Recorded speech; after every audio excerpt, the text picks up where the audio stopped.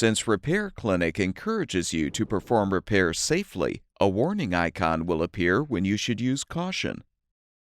Gas water heaters using a hot surface igniter will utilize a pressure switch as part of the system to ignite the gas burner. Similar to how a furnace operates, when the temperature of the water in the tank decreases, a control board will send voltage to a draft inducer fan motor. The fan draws air into the burner, which is necessary for the ignition process to continue.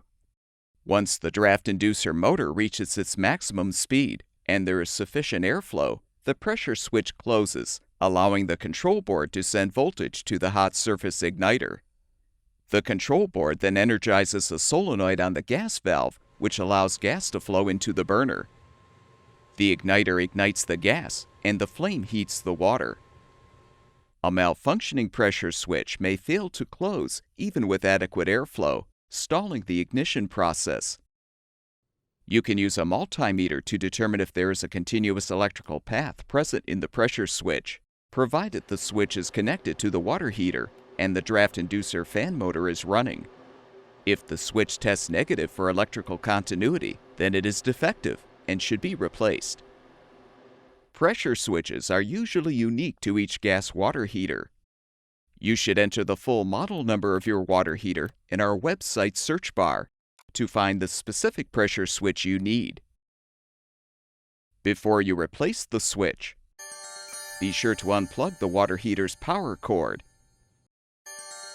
and shut off the gas supply. If applicable, disconnect any blower assembly wire connectors. Then unthread the screw or screws securing the control housing cover. Move the cover out of the way and disconnect the wires from the pressure switch.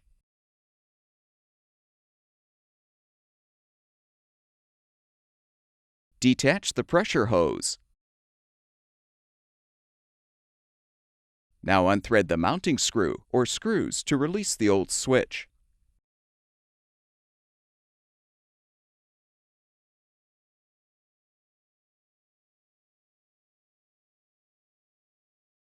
Install the new pressure switch by aligning it in the control housing or on the draft inducer fan motor. Then replace the mounting screw or screws to secure.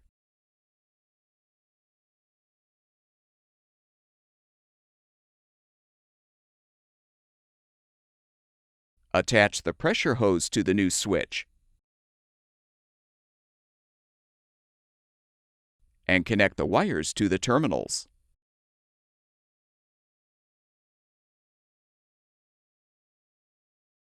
Reinstall the control housing cover.